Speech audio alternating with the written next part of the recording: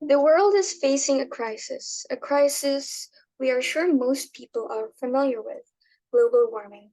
Global warming has been a thorn on our side, fueled by anthropogenic and natural phenomena. Responsible for the death of ecosystems, causing the decline of biodiversity that preserves the cycle of life. While many efforts have been initiated to mitigate its effects, these efforts are offset by the unawareness of the people towards the products and consumables they use every day besides their vehicles.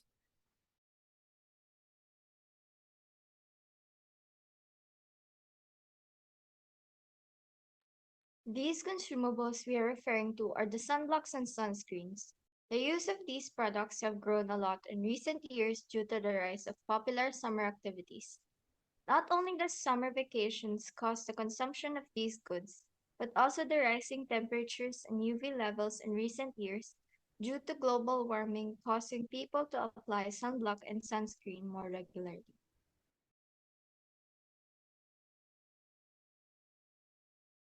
So let's talk about sunblocks and sunscreens. You might think that sunblocks and sunscreens are the same, but they are totally different in composition and methods but serve the same purpose of preventing your skin from accepting the dose of UV from the sun. For sunblocks, as the name says, it blocks the sun by forming a physical barrier on the skin when applied, supposedly reflecting the UVs A and B away from the skin. Sunblocks typically consist of minerals like zinc oxide and titanium dioxide as nanoparticles that help with the reflection of the UVs.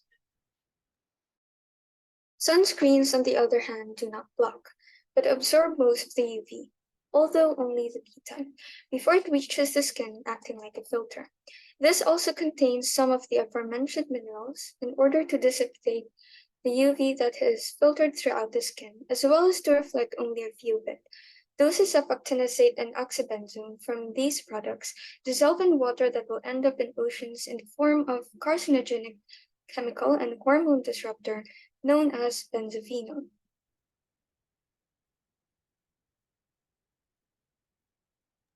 As one can imagine, the components of these products are highly toxic to the ecosystem, especially aquatic environments, where the highly indispensable coral reefs bear the brunt of their toxicity. Before we go into the detrimental effects that these products have on corals, we would like to point out their importance in the ecosystem and why this issue deserves our attention and action. Often called the rainforest of the sea, coral reefs support more species per unit area than any other marine environment. They are home to approximately 4,000 fish species and 800 varieties of hard corals. Additionally, hundreds of other unique species as well.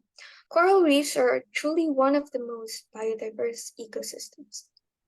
Try to visualize dead, white, bleached corals along every coast.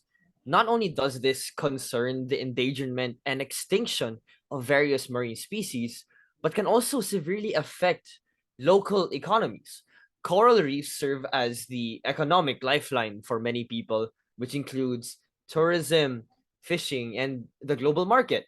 They are not just ecological wonders, but also bread and butter for numerous individuals who rely on them for their livelihood.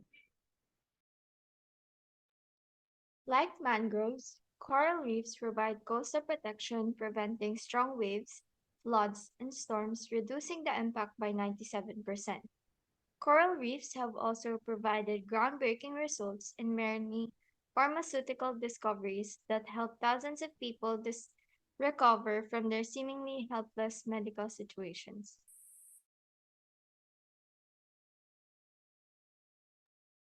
Now that we have provided you with a strong foundation in the importance of coral reefs, we want to show you why we strongly advocate for the avoidance of sunblock and sunscreen. Benzophenone, being the largest threat to coral reefs, disturbs the actual DNA of the corals, making them vulnerable to the environment. Not only that, but the oxides mentioned also poison corals when they degrade as they absorb UV rays. The derivative of the degradation produces what's known as free radicals. as well as zinc ions. The result of these reactions will cause the formation of hydrogen peroxide that will then bleach coral reefs.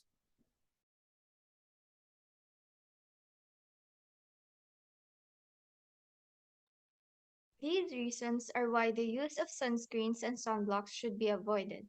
Instead, one should just use long sleeve rash guards and other UV blocking clothing like hats. To convince you, we ran an experiment that shows the effectiveness of these products and put them against a rash guard. As you can see from our results, the rush guard completely blocked the UV, keeping the UV sensitive paper from turning purple. As for the sunscreen and sunblock, they both look purplish, meaning that they were not performing as advertised. So you see, the use of sunscreen and sunblocks have little to no effect on the darkening of the skin. However, the use of rash guard does in fact have a very effective result of protecting the skin from UV rays of the sun. This is why we call out to the major rash guard manufacturers. That ends our presentation. Thank you for your time and we are looking forward to working with you soon. I am Zeus Tesoro. Katherine Banal, Erielle Balidoy, Christine Rhea Arais. And Johannes Dellosa. And we are the members of Team Oceana PH of the Science Communicators Club of CFAH. And together, we shall save the seas and do it stylishly.